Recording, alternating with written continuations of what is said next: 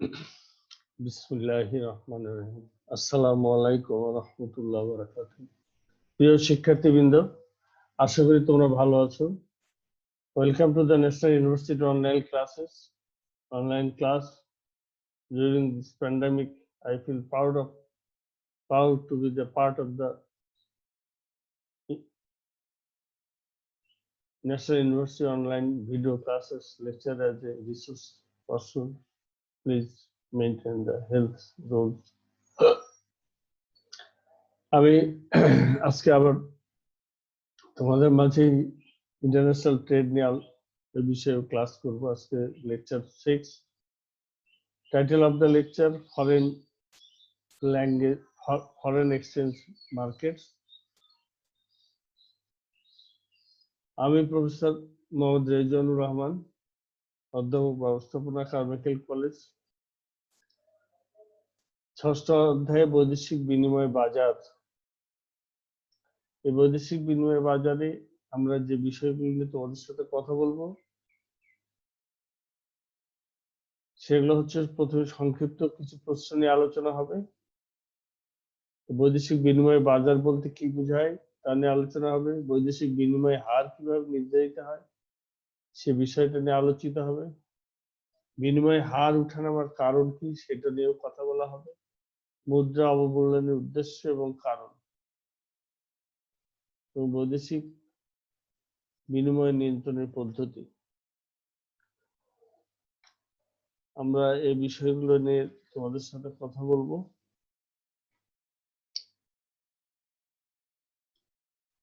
তার আগে আমরা সংক্ষিপ্ত কিছু প্রশ্ন নিয়ে আলোচনা করব। সেটা হলো বৈদেশিক বিনিময় হার কি। বৈদেশিক বিনিময় হার বলতে দুই বা ততোধিক দেশের মধ্যে দেনা পাওনা নিষ্পত্তির, দুই বা ততোধিক দেশের মধ্যে দেনা পাওনা নিষ্পত্তির জন্য যে হারে বা যে অনুপাতে একটা দেশের মুদ্রাকে অন্য দেশের মুদ্রায় রূপান্তর করা হয় তাকে বৈদেশিক বিনিময় হার বলে।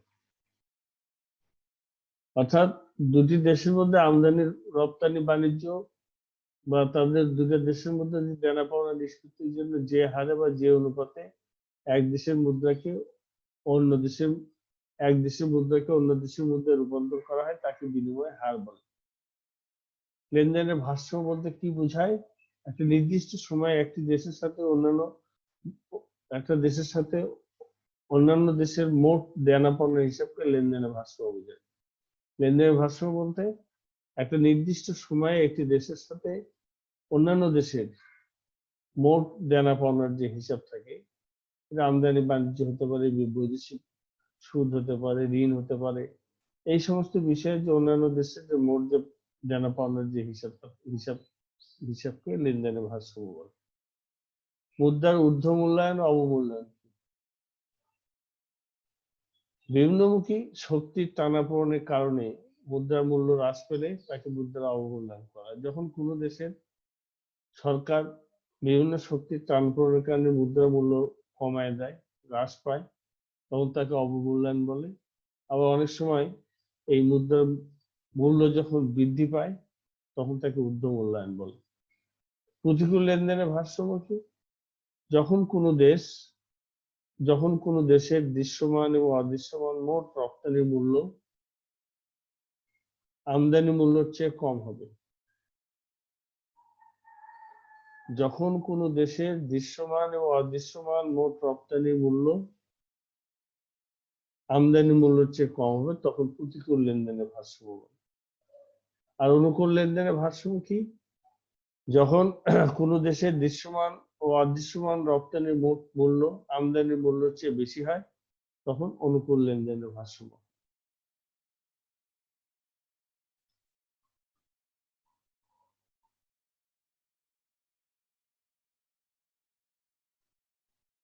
বৈদেশিক বিনিময় বাজার বলতে কি বোঝায়?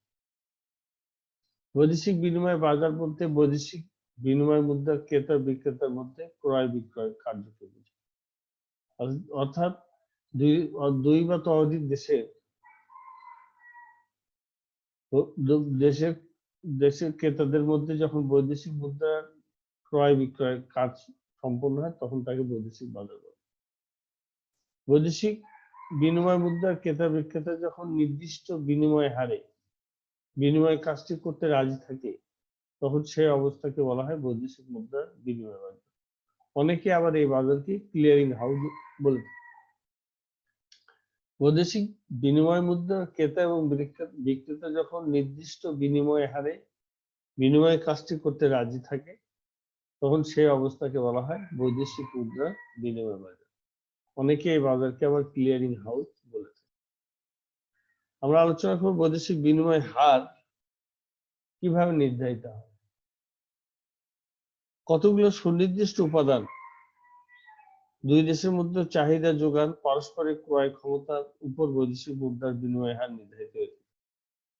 কোন একটি মুদ্রার বিনিময় হার অন্যান্য মুদ্রার তুলনায় কি হবে সে সম্পর্কে কতগুলো তথ্যের প্রচলন রয়েছে। এই তথ্যগুলো হচ্ছে স্বর্ণমান ব্যবস্থায় বিনিময় হার আর রূপান্তরযোগ্য কাগজি মুদ্রার ব্যবস্থার অধীনে বিনিময় হার নির্ধারণ।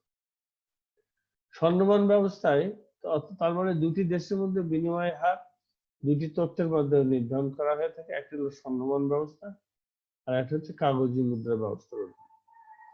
স্বর্ণমান ব্যবস্থায় দুটো দেশের মধ্যে মুদ্রা স্বর্ণমান মুদ্রা চালু থাকলে এটা ধরে নিতে হবে যে ওই বিনিময় হার নির্ধারণ যখন করা হবে দুই দেশের মধ্যে তখন ওই দুই দেশের মধ্যে অবশ্যই স্বর্ণমান মুদ্রার ব্যবস্থা চালু থাকতে হবে। দুটি দেশের মধ্যে স্বর্ণমান মুদ্রার ব্যবস্থা চালু থাকলে এই ব্যবস্থায় বিনিময় হার নির্ধারিত হয়। দুটি দেশের এক একক মুদ্রার বিনিময়ে দুইটা দেশের এক একক মুদ্রার বিনিময়ে কি পরিমাণ স্বর্ণ ক্রয় করা যাবে তার দ্বারা বিনিময় হার নির্ধারিত হয়। যে ক্ষেত্রে দুটা দেশের মধ্যে স্বর্ণমান ব্যবস্থা প্রচলিত আছে সেক্ষেত্রে স্বর্ণমান মুদ্রার ব্যবস্থার অধীনে বিনিময় হার নির্ধারিত হয়। এ নিয়ে দুটি দেশের মুদ্রার বিনিময় হার দেশ দুটি নিজস্ব মুদ্রার অভ্যন্তরীণ স্বর্ণের পরিমাণের মাধ্যমে নির্ধারিত হয়েছে। কার্যত যে ক্ষেত্রে স্বর্ণের মূল্যের উপর ভিত্তি করে কোন দেশের মুদ্রার সাথে অন্য দেশের মুদ্রার বিনিময় হার নির্ধারিত হয়ে থাকে তাকে স্বর্ণমান মুদ্রার ব্যবস্থা বলা হয়।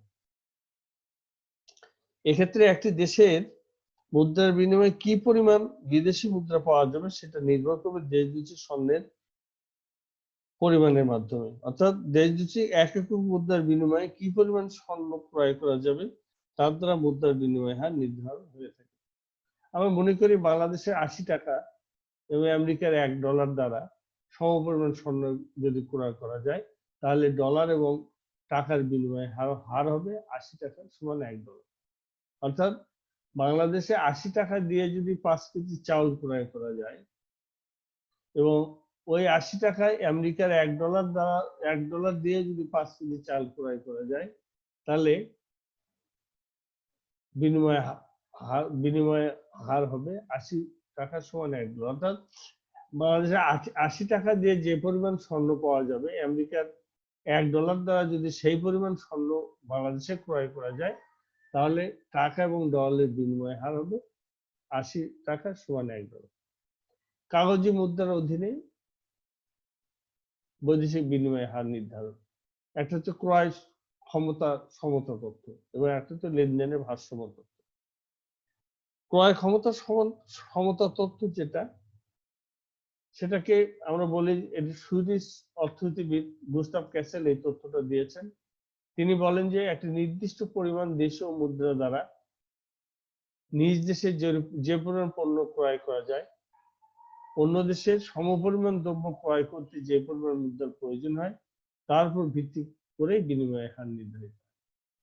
কি বলছেন তিনি বলেছেন যে একটা নির্দিষ্ট পরিমাণ দেশীয় মুদ্রায় দ্বারা নিজ দেশে যে পরিমাণ দ্রব্য ক্রয় করা যাবে অন্য দেশে সমপরিমাণ দ্রব্য ক্রয় করতে যে পরিমাণ মুদ্রার প্রয়োজন হয় তার উপর ভিত্তি করেই বিনিময় হার নির্ধারণ হয়। $1 সমান যদি নিজ দেশে আমাদের দেশে 5 কেজি গমের দাম যদি 80 টাকা হয় নিজ দেশে আমরা কিনতেছি 5 কেজি গম কিনতে নিজ দেশে যে পরিমাণ দ্রব্য ক্রয় করা যাবে অর্থাৎ 80 টাকা দিয়ে আমরা 5 কেজি গম ক্রয় করতে পারি। অন্য দেশে সমপরিমাণ দ্রব্য ক্রয় করতে যে মুদ্রার প্রয়োজন হয়, আর আমেরিকাতে 5 কেজি গম ক্রয় করতে $1 লাগে। তাহলে আমাদের দেশের সাথে আমেরিকার বিনিময় হার হবে $1 সমান 80 টাকা। এই হলো ক্রয় ক্ষমতা সমতা তত্ত্ব। এরপরে আসতেছে লেনদেনের ভারসাম্য তত্ত্ব। লেনদেনের ভারসাম্য তত্ত্ব বা চাহিদা ও যোগান তত্ত্ব। লেনদেনের ভারসাম্য অনুকূল হলে বৈদেশিক মুদ্রার যোগান বেশি হয় এবং মুদ্রার মূল্য বৃদ্ধি পায়। অপরদিকে লেনদেনের ভারসাম্য প্রতিকূল হলে বৈদেশিক মুদ্রার চাহিদা বেশি হয়, ফলে মুদ্রার মূল্য হ্রাস পায়। কি বলা হচ্ছে, যে লেনদেনের ভারসাম্য অনুকূলে যদি হয়, অর্থাৎ বৈদেশিক মুদ্রার, তাহলে বৈদেশিক মুদ্রার যোগান বেশি হবে, ফলে বৈদেশিক মুদ্রার মূল্য বৃদ্ধি পাবে। অপরদিকে লেনদেনের ভারসাম্য যদি প্রতিকূল হয়, তাহলে বৈদেশিক মুদ্রার চাহিদা বেড়ে যাবে, ফলে মুদ্রার মূল্য হ্রাস পাবে। এই তত্ত্বমতে বৈদেশিক মুদ্রার চাহিদা এবং যোগানের ভারসাম্যের মাধ্যমে মুদ্রার বিনিময় হার নির্ধারিত হয়ে থাকে। বৈদেশিক দায়ের চেয়ে পাওনার পরিমাণ বেশি হলে লেনদেনের ভারসাম্য দেশের অনুকূলে হয়। বৈদেশিক যে দায় আছে তার চাইতে যদি দেশের পাওনার পরিমাণ বেশি হয়, তাহলে লেনদেনের ভারসাম্য অনুকূলে হয়, ফলে বৈদেশিক মুদ্রার চাহিদার চেয়ে যোগানের পরিমাণ বেশি বৃদ্ধি পায়। ফলশ্রুতিতে বৈদেশিক মুদ্রার অনুপাতে দেশীয় মুদ্রার মূল্য বৃদ্ধি পায়। এতে বিনিময় হার দেশের অনুকূলে পরিবর্তিত হয়। আবার অন্যদিকে বৈদেশিক দায়ের চেয়ে পাওনার পরিমাণ যদি কম হয়, বৈদেশিক যে দায় আছে তার চেয়ে যদি পাওনার পরিমাণ কম হলে লেনদেনের ভারসাম্য প্রতিকূল হয়। বৈদেশিক দায়ের চেয়ে পাওনার পরিমাণ, আমার যা দায় আছে তার চাইতে যদি পাওনার পরিমাণ আমার কম হয়, তাহলে কি হবে, আমাদের দেশে লেনদেন প্রতিকূল হবে। ফলে কি হবে, বৈদেশিক মুদ্রার চাহিদার চেয়ে যোগানের পরিমাণ কমে যাবে। সুতরাং বৈদেশিক মুদ্রার অনুপাতে দেশীয় মুদ্রার মূল্য হ্রাস পাবে। এতে বিনিময় হার দেশের প্রতিকূলে পরিবর্তিত হয়।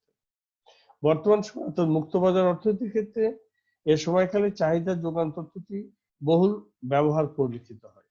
বলা যায়, বর্তমান সময় মুদ্রার বিনিময় হার নির্ধারণের ক্ষেত্রে লেনদেনের ভারসাম্য, চাহিদা এবং যোগান তত্ত্বের অধিক কার্যকর হিসেবে বিবেচিত হয়। তাহলে বৈদেশিক বিনিময় হার কিভাবে নির্ধারিত হয়? দুটি দেশের মধ্যে এই বৈদেশিক বিনিময় হার নির্ধারিত হয় স্বর্ণমান ব্যবস্থা এবং কাগজি মুদ্রার ব্যবস্থার অধীনে। এই স্বর্ণমান ব্যবস্থা বর্তমানে খুব প্রচলিত নেই। এরপরে কাগজি মুদ্রার ব্যবস্থার দুটো তত্ত্ব আছে, একটা হলো ক্রয় সমতা তত্ত্ব, একটা হলো লেনদেনের ভারসাম্য তত্ত্ব। সুতরাং আমরা সংক্ষেপে যদি বলি, স্বর্ণমান ব্যবস্থায় দুটি দেশের মধ্যে স্বর্ণমান মুদ্রার ব্যবস্থা চালু থাকলে এই বিনিময় হার নির্ধারিত হয়। দুটি দেশের এক একক মুদ্রার বিনিময়ে কি পরিমাণ স্বর্ণ পাওয়া যাবে তার দ্বারা বিনিময় হার নির্ধারিত হয়। মনে করি বাংলাদেশের 1 টাকা এবং আমেরিকার $1 দ্বারা সমপরিমাণ স্বর্ণ ক্রয় করা যায়, তাহলে ডলার এবং টাকার বিনিময় হার হবে 80 টাকা সমান $1। কাগজি মুদ্রার অধীনে সংক্ষেপে বলতেছি ক্রয় ক্ষমতা সমতা তত্ত্ব। অর্থনীতিবিদ গুস্তাভ ক্যাসেল এই তথ্য দেন। তিনি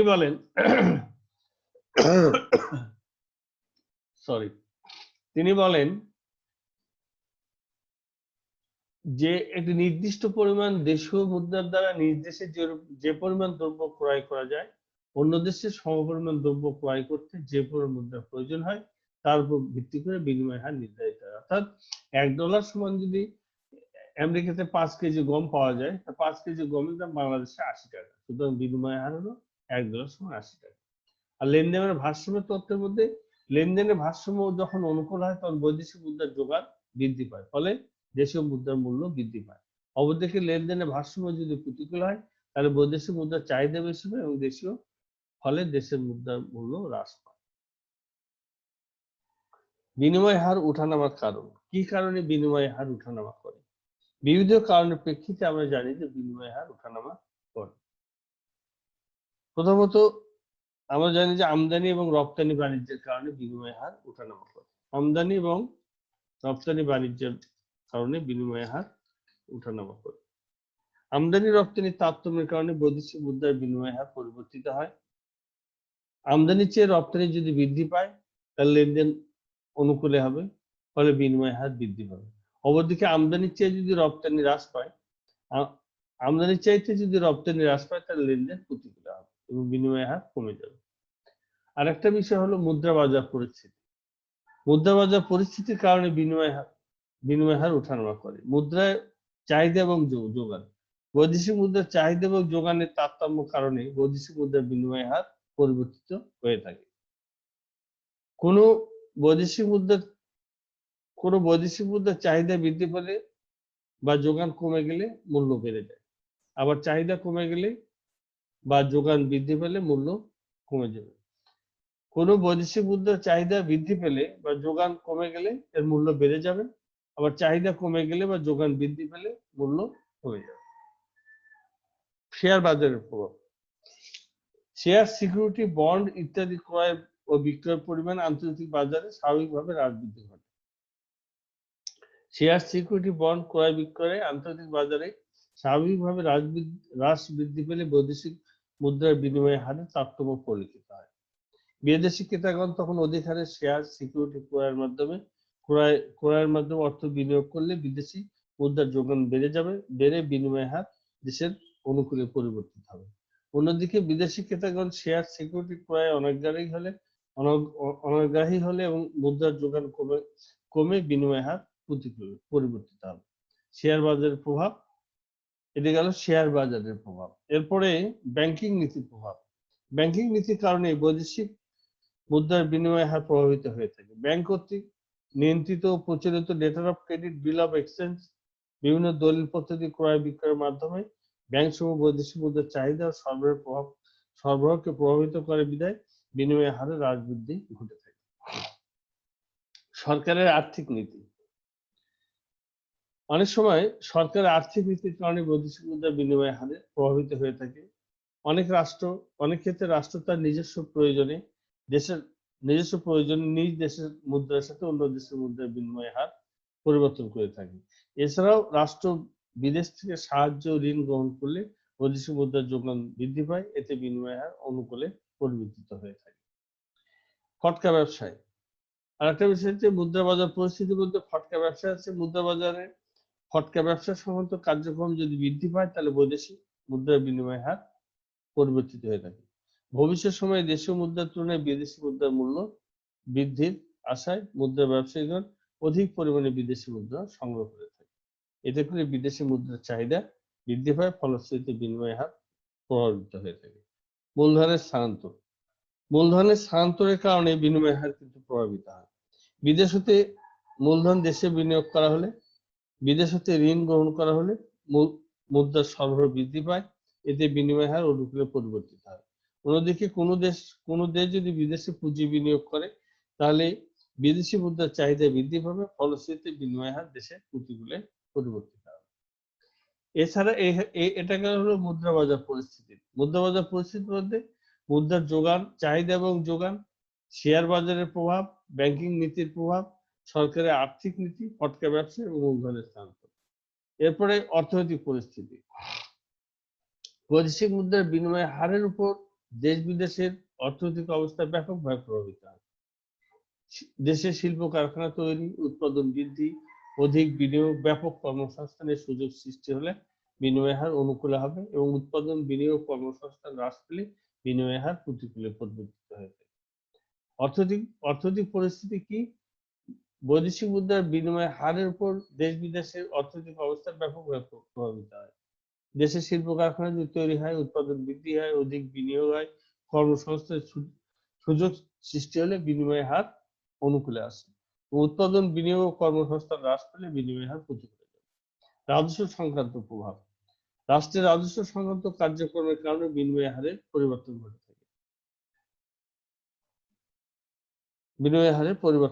থাকে।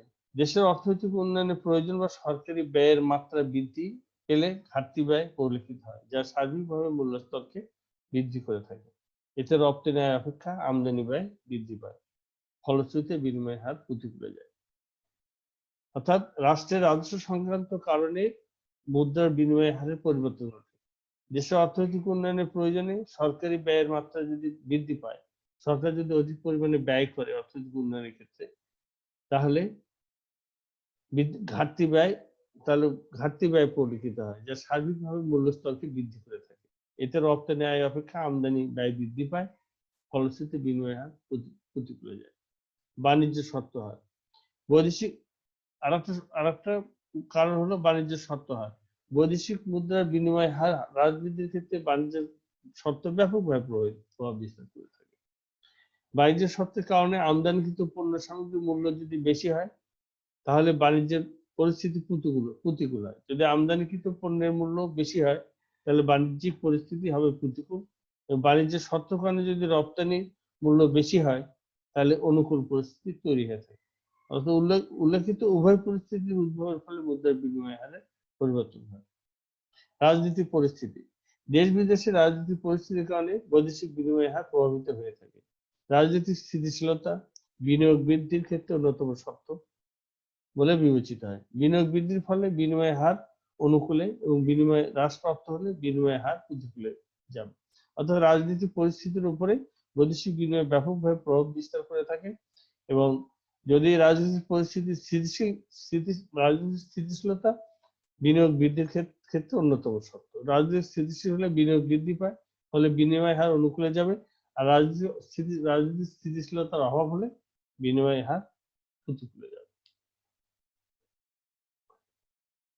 এরপরে টেকনিক্যাল কিছু বিষয় দিয়ে আছে। কোনো কোনো ক্ষেত্রে বিভিন্ন ধরনের টেকনিক্যাল কারণে মুদ্রার বিনিময় হার হ্রাস বৃদ্ধি ঘটে। অনেক ক্ষেত্রে পরিলক্ষিত হয়, যে সমস্ত মুদ্রার মূল্য অবমূল্যায়নের সম্ভাবনা রয়েছে, সে সমস্ত মুদ্রার বিষয়ে অনেকেই সংরক্ষণ নীতি অবলম্বন করে থাকে।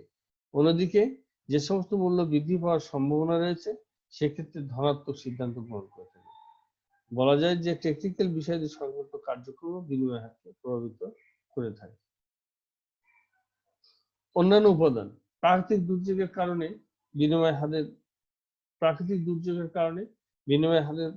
বিনিময় হার ব্যাপকভাবে দেশে প্রভাব বিস্তার করে। এতে করে বৈদেশিক মুদ্রার চাহিদা বৃদ্ধি পায় এবং বিনিময় হার প্রতিকূলে যায়। রাজনৈতিক অবস্থার পরিবর্তনের কারণে শেয়ার বাজার অন্যান্য ক্ষেত্রে ধস নামে এবং বিনিময় হার বৈদেশিক মুদ্রার যোগান কমে যায় এবং বিনিময় হার হ্রাস পায়। এর অন্যান্য কারণ, যুদ্ধ বিগ্রহ যদি বেড়ে যায়, তবে তাহলেও দেশের অর্থনৈতিক মুদ্রার অবমূল্যায়ন হয়, মুদ্রার আমদানি রপ্তানি পরিমাণ কমে যায় এবং রপ্তানি কমে যায়, বৈদেশিক মুদ্রা হ্রাস পায়, ফলে বাণিজ্য হার প্রতিকূলে যায়, বিনিময় হার প্রতিকূলে যায়। সন্ত্রাসী কর্মকাণ্ড যদি বেশি হয়, তাহলেও এই ধরনের ঘটনা ঘটতে পারে, এবং অর্থনৈতিক মন্দা দেখা দিলেও এই ঘটনাগুলো ঘটতে পারে। এ হলো বিনিময় হার ওঠানামার কারণ। মুদ্রার অবমূল্যায়ন কারণ। কেন মুদ্রার অবমূল্যায়ন কারণ হয়? দুই দেশের মধ্যে মুদ্রার সামঞ্জস্য বিধানের জন্য। মুদ্রার অবমূল্যায়ন কারণ হচ্ছে দুটা দেশের মধ্যে মুদ্রার সামঞ্জস্য বিধানের কারণে। এক দেশের মুদ্রার সাথে আরেক দেশের মুদ্রার সামঞ্জস্য বিধানের কারণে অনেক সময় মুদ্রার মূল্যমান কমিয়ে দেওয়া হয়, অপ্রয়োজনীয় পণ্য আমদানিতে নিরুৎসাহিত করার জন্য। যে সমস্ত পণ্য প্রয়োজন নাই এবং যে সমস্ত অপ্রয়োজনীয় পণ্য আমদানি করলে অধিক পরিমাণ বৈদেশিক মুদ্রার প্রয়োজন হয়, এই সমস্ত অপ্রয়োজনীয় পণ্য আমদানিতে নিশ্চিত করার জন্য মুদ্রার অবমূল্যায়ন করা হয়। লেনদেনের ঘাটতি দূর করার জন্য, লেনদেনের ঘাটতি যখন দুই দেশের মধ্যে বাণিজ্য ঘাটতি দেখা যায়, তখন মুদ্রার অবমূল্যায়নের মাধ্যমে লেনদেনের ঘাটতি পূরণ করা হয়। এই লেনদেনের ঘাটতি দূর করার জন্য মুদ্রার অবমূল্যায়ন করা হয়। আন্ডার এবং ওভার ইনভয়েসিং সমস্যা দূর করার জন্য। কখনো কখনো আমদানিকারক এবং রপ্তানিকারকেরা তাদের রপ্তানি পণ্যের মূল্য কম বা বেশি দেখায়, আমদানিকারকরা আমদানিকৃত পণ্যের মূল্য বেশি দেখায়, এবং রপ্তানিকারকরা তাদের রপ্তানির মূল্য কম দেখায়। এটা কর ফাঁকি দেওয়ার জন্য বা মুদ্রা পাচার করার জন্য। এই সমস্ত সমস্যা দূর করার জন্য সরকার মুদ্রার অবমূল্যায়ন করে থাকে। বিদেশি মুদ্রার অবমূল্যায়নের বিরূপ প্রভাব হতে নিজ দেশকে রক্ষা করা। অনেক সময় বিদেশিরা তাদের মুদ্রার অবমূল্যায়ন করার ফলে নিজ দেশের বাণিজ্যের বৈদেশিক মুদ্রার ঘাটতি দেখা যায়। এই কারণেই এই বিদেশি মুদ্রার অবমূল্যায়নের বিরূপ প্রভাব হতে নিজ দেশের বাণিজ্যকে রক্ষা করার জন্য কি করা হয়? মুদ্রার অবমূল্যায়ন অবমূল্যায়ন করা হয়। এরপরে মুদ্রার অবৈধ পাচার ও অবৈধ বাণিজ্য রোধ করার জন্য অনেক সময় যখন নির্দেশে বৈদেশিক মুদ্রার মূল্য বেড়ে যায়, নিজ দেশের মুদ্রার মূল্য বেড়ে যায়, বৈদেশিক মুদ্রার চাহিদা বৈদেশিক অধিক পরিমাণে বৈদেশিক মুদ্রা আর অর্জন করা হয়, তখন এইসব মুদ্রা অনেক সময় বিদেশে পাচার করে ফেলে। এই পাচার এবং অবৈধ বাণিজ্য সংগঠিত হতে থাকে। এই অবৈধ মুদ্রার পাচার রোধ এবং অবৈধ বাণিজ্য রোধ করার জন্য মুদ্রার অবমূল্যায়ন করা হয়। ড্যাম্পিং নীতি প্রতিরোধ করার জন্য ড্যাম্পিং নীতির কারণে অনেক ড্যাম্পিং নীতির কারণে যে ঘটনাটি ঘটে সেটি হলো উন্নত দেশগুলো তাদের উৎপাদন ব্যয় অপেক্ষা কম মূল্যে অন্য দেশ কম মূল্যে কম উৎপাদন ব্যয় অপেক্ষা কম মূল্যে উন্নত পণ্য সামগ্রী বিদেশে রপ্তানি করে থাকে। এটা বিদেশে রপ্তানি করার উদ্দেশ্য হলো বিদেশে বাজার দখল করা। এই বিদেশি বাজার দখল যেন করতে না পারে এবং দেশীয় পণ্য সামগ্রী যেন দেশের লোকজন ব্যবহার করতে পারে এবং ওই বিদেশিদের এরকম বিদেশি বাজার দখল করার যে ড্যাম্পিং নীতি, এই ড্যাম্পিং নীতি প্রতিরোধ করার জন্য কি করা হয়? মুদ্রা অবমূল্যায়ন করা হয়। এরপরে সর্বশেষ যে বিদেশি বিনিয়োগকে উৎসাহিত করার জন্য মুদ্রা অবমূল্যায়নের আরেকটা অন্যতম কারণ হচ্ছে যখন আমাদের দেশে মুদ্রার অবমূল্যায়ন করা হবে তো মুদ্রার মান কমে যাবে, ফলে বিদেশিরা আমাদের দেশে বিনিয়োগে উৎসাহিত হবে। এই বিদেশিরা যেন আমাদের দেশের দেশে বিনিয়োগ করতে উৎসাহিত হয়, বিদেশি বিনিয়োগদেরকে উৎসাহিত করার জন্য অনেক সময় মুদ্রা অবমূল্যায়ন করা হয়ে থাকে। এবার হচ্ছে বৈদেশিক মুদ্রা নিয়ন্ত্রণ পদ্ধতি। বৈদেশিক মুদ্রার নিয়ন্ত্রণ গুলোর কতগুলো পদ্ধতি আছে। বৈদেশিক মুদ্রার বিনিময় নিয়ন্ত্রণের যে কতগুলো পদ্ধতি আছে, যেমন একটা হচ্ছে সরকারি হস্তক্ষেপ, একটা হলো আমদানি রপ্তানি নিয়ন্ত্রণ, হলো বিদেশি পাওনা দেশীয় মুদ্রায় আটকে রাখার ব্যবস্থা করা, চুক্তির মাধ্যমে বৈদেশিক বিনিময় নিয়ন্ত্রণ করা, বহুমুখী বিনিময় হার নির্ধারণ, পরোক্ষ ব্যবস্থা, সুদের হার পরিবর্তন, আমদানি শুল্ক আরোপ ও রপ্তানি বা ভর্তুকি। সরকারি হস্তক্ষেপের মাধ্যমে যখন বৈদেশিক বিনিময় নিয়ন্ত্রণ করা হয়, সরকার অনুমতি ব্যতীত বিদেশে টাকা প্রেরণ করা চলবে না বা বিদেশ হতে টাকা আনা চলবে না। এটি সরকার আইন দ্বারা নিয়ন্ত্রণ করতে পারে। এই নিয়ম অনুসারে কেবলমাত্র সরকার কর্তৃক নির্দিষ্ট কারণে এবং সরকার কর্তৃক নির্দিষ্ট হারে বৈদেশিক বিনিময়ের অনুমতি দেওয়া হয়ে থাকে। এছাড়া কোনো দেশের মুদ্রা কি পরিমাণ ক্রয় করা যাবে তা সরকার স্থির করে দেবে এবং দেশবাসী কর্তৃক অর্জিত সমস্ত বৈদেশিক মুদ্রা সরকারি কোষাগারে জমা দেওয়ার নির্দেশ দেবে। অর্থাৎ সরকারি অনুমতি ব্যতীত বৈদেশিক মুদ্রা বিনিময় ক্রয় বিক্রয় করা যাবে না এবং প্রেরণ করা যাবে না, আনাও যাবে না। এটা সরকার নিয়ন্ত্রণ করবে। এবং এরপরে আমদানি রপ্তানি নিয়ন্ত্রণ, সকল প্রকার আমদানি এবং রপ্তানি নিয়ন্ত্রণ করা। এই উদ্দেশ্যে আমদানি এবং রপ্তানি লাইসেন্স ব্যবস্থা প্রবর্তন করা। লাইসেন্স ছাড়া কেউই আমদানি রপ্তানি কার্যক্রম পরিচালিত করতে পারবে না। এটা হলো সরকার নিয়ন্ত্রণ করবে। এই নিয়ন্ত্রণ ব্যবস্থা অনুযায়ী কি কি দ্রব্য কত পরিমাণে আমদানি এবং রপ্তানি করা যাবে বা যাবে না এবং কোন কোন দেশ হতে বা কোন অঞ্চল হতে এই সমস্ত পণ্য সামগ্রী আমদানি করতে পারবে এবং কোন মুদ্রা অঞ্চল হতে আমদানি রপ্তানি করা যাবে তার গতি প্রকৃতি স্থির করে দিতে হবে। অর্থাৎ সকল প্রকার আমদানি রপ্তানি নিয়ন্ত্রণ করবে, আমদানি রপ্তানি লাইসেন্স প্রবর্তনের ব্যবস্থা করবে এবং এই নিয়ন্ত্রণের জন্য কি কি দ্রব্য আমদানি করা যাবে, কোন কোন দেশ থেকে আমদানি করা যাবে তা সরকার নিয়ন্ত্রণ করে দেবে। এটা আমদানি রপ্তানি নিয়ন্ত্রণের ব্যবস্থা। এরপরে বৈদেশিক মুদ্রা নিয়ন্ত্রণের আরেকটা পদ্ধতি হচ্ছে বিদেশি পাওনা দেশীয় মুদ্রায় আটক রাখা। অনেক সময় বিদেশি পাওনা দেশীয় মুদ্রায় আটকে রাখার ব্যবস্থা করা হয়। এই ব্যবস্থা অনুযায়ী বিদেশি ব্যবসায়ীগণ তাদের পাওনা নিজ দেশের মুদ্রায় রূপান্তর করতে পারে না। তাদের পাওনা দেশীয় মুদ্রায় জমা করা হয় এবং দেশ হতে কোনো দ্রব্য ক্রয় করে ওই জমা হতে ব্যয় করতে নির্দেশ দেওয়া হয়। ফলে বিদেশি ব্যবসায়ীগণ তাদের পাওনা কেবলমাত্র ওই দেশই ব্যয় করতে পারে, অন্যত্র ব্যয় করতে পারে না। অর্থাৎ বিদেশিদের পাওনা কি করা হয়, অনেক সময় নিজ দেশীয় মুদ্রার মধ্যে আটকে দেওয়া হয় এবং বিদেশিরা এই পাওনা পরিশোধ তারা নিজ দেশে প্রেরণ করতে পারে না বা তাদের নিজ দেশে মুদ্রায় রূপান্তর করতে পারে না।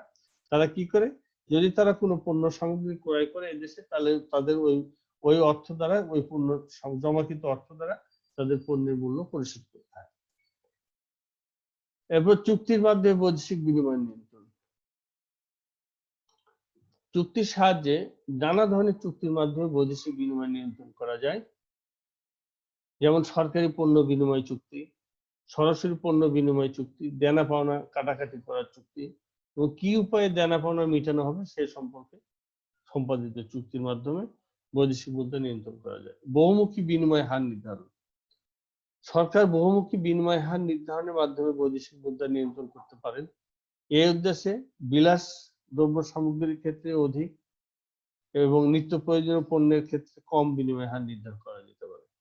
বাংলাদেশ সরকার বিনিময় নিয়ন্ত্রণের দুটি উদ্দেশ্য বলবৎ রেখেছেন, একটি সরকারি বিনিময় হার এবং অপরটি ওয়েজ আন্ডার স্কিমের অধীনে বিনিময় হার।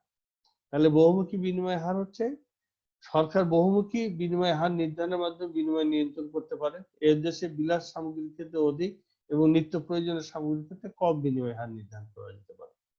বাংলাদেশ সরকার দুইভাবে বিনিময় নিয়ন্ত্রণ করে থাকেন, একটা হলো সরকারি বিনিময় হার নির্ধারণ আর অপরটি হচ্ছে ওয়েজ আন্ডার স্কিমের মাধ্যমে বিনিময় হার নির্ধারণ। আর একটা পদ্ধতি ব্যবস্থা আছে, সেই ব্যবস্থাকে আমরা বলতেছি পরোক্ষ ব্যবস্থা। বিনিময় নিয়ন্ত্রণের জন্য সরকার বিভিন্ন রকম পরোক্ষ পদ্ধতি অবলম্বন করতে পারে, যেমন সুদের হারের পরিবর্তন। সুদের হারের পরিবর্তন পরোক্ষভাবে বিনিময় হারকে প্রভাবিত করে। সুদের হার যদি বৃদ্ধি হয় তাহলে বিদেশি পুঁজি আকৃষ্ট হয় এবং বৈদেশিক মূলধনের নির্গমন হ্রাস পায়। সুদের হার যদি বাড়ে তাহলে কি হয়, দেশে বিদেশি পুঁজি আকৃষ্ট হয় এবং বৈদেশিক মূলধনের নির্গমন হ্রাস পায়। এটা আমদানি শুল্ক। আমদানির উপর শুল্ক আরোপ করা হলে আমদানির পরিমাণ স্বাভাবিকভাবে হ্রাস পায়। বিভিন্ন আমদানি দ্রব্যের উপর বিভিন্ন হারে শুল্ক আরোপ করা হলে দেশের কল্যাণ বৃদ্ধি হয়। রপ্তানি ভর্তুকি প্রদান। রপ্তানি দ্রব্যের উপর ভর্তুকি প্রদান করা হলে রপ্তানি পণ্যের উৎপাদন ব্যয় হ্রাস পায়, রপ্তানি পণ্যের দাম হ্রাস পায়, ফলে বিদেশে রপ্তানি পণ্যের চাহিদা বৃদ্ধি পায়। রপ্তানিতে ভর্তুকি প্রদান করা হলে, সাবসিডি দেওয়া হলে, রপ্তানি দ্রব্যের সাবসিডি প্রদান করা হলে রপ্তানি পণ্যের উৎপাদন বৃদ্ধি পাবে, উৎপাদন ব্যয় হ্রাস পাবে এবং রপ্তানি পণ্যের দামও হ্রাস পাবে। উৎপাদন ব্যয় যখন হ্রাস পায় তখন রপ্তানি পণ্যের দাম হ্রাস পাবে, ফলে বিদেশে রপ্তানি পণ্যের চাহিদা বৃদ্ধি পাবে। এইভাবে এই পদ্ধতিগুলোর মাধ্যমে বৈদেশিক বিনিময় নিয়ন্ত্রণ করা যায়। বৈদেশিক বিনিময় নিয়ন্ত্রণের কতগুলো পদ্ধতির মধ্যে যেমন সরকারি হস্তক্ষেপ, সরকার নিজস্ব হস্তক্ষেপের মাধ্যমে করতে পারেন। আমদানি রপ্তানি নিয়ন্ত্রণ করে করতে পারেন, কোন কোন দেশ থেকে কি কি পণ্য আমদানি করা যাবে এটা সব নির্ধারণ করে করতে পারেন। বিদেশি পাওনা দেশের মধ্যে আটকে রেখে বৈদেশিক বিনিময় নিয়ন্ত্রণ করা যায়। চুক্তির মাধ্যমে বৈদেশিক বিনিময় নিয়ন্ত্রণ করা যায় এবং বহুমুখী বিনিময় হার এর বিনিময় অন্তঃস্থটা ওঠে, এখানে বানানটা ভুল হয়েছে, সরি। বহুমুখী বিনিময় হার নির্ধারণ, এরপরে পরোক্ষ ব্যবস্থা অর্থাৎ সুদের হার পরিবর্তন, আমদানি শুল্ক আরোপ এবং সাবসিডি প্রদান। রপ্তানিতে সাবসিডি প্রদান, ভর্তুকি প্রদান করে বিনিময় হার নির্ধারণ করা যায়। আমরা এই পর্যন্ত যেটুকু জানলাম, লেকচার 6 পর্যন্ত আমরা ইন্টারন্যাশনাল ট্রেডে চলে আসছি। আশা করি তোমরা বাড়িতে বসে প্রিয় শিক্ষার্থীবৃন্দ লেখাপড়া ঠিক মতো চালিয়ে যাবা। লেখাপড়ার কোনো বিকল্প নাই। পড়াশোনার যদি বিকল্প থাকতো, যদি লেখাপড়া যদি ঔষধ হতো, তাহলে স্কুল কলেজে কোনো দরকার হতো না, ইউনিভার্সিটির দরকার হতো না, বাড়িতে বসে ওষুধ খেলেই পড়াশোনা শেখা হয়ে যেত। এরকম কোনো ডোজ আজ পর্যন্ত আবিষ্কার হয়নি। এই ডোজ শিক্ষার্থী নিজেকেই শিখতে হবে এবং এই শেখার জন্য শিক্ষার্থীকে বই হাতে নিতে হবে। জ্ঞান বইয়ের মধ্যে, এই জ্ঞান অর্জন করা, বই পড়া এবং জ্ঞান অর্জন করা। বই যে পড়বে না সে জ্ঞান অর্জন থেকে বঞ্চিত হবে। সুতরাং বেশি বেশি বই পড়বা, লেখাপড়ার সাথে জড়িত থাকবা, জ্ঞান অর্জন করবা, নিজে সমৃদ্ধ হবা, দেশ সমৃদ্ধ হবা এবং দেশকে ভালো করবে। সবাইকে শুভেচ্ছা জানিয়ে সবার সুস্থতা কামনা করে আল্লাহ সবাইকে এই করোনা মহামারী থেকে হেফাজত করুন, এই প্রত্যাশা রেখে আজকে এখানেই শেষ করছি। ধন্যবাদ সবাইকে। আসসালামু আলাইকুম ওয়া রাহমাতুল্লাহি ওয়া বারাকাতুহু।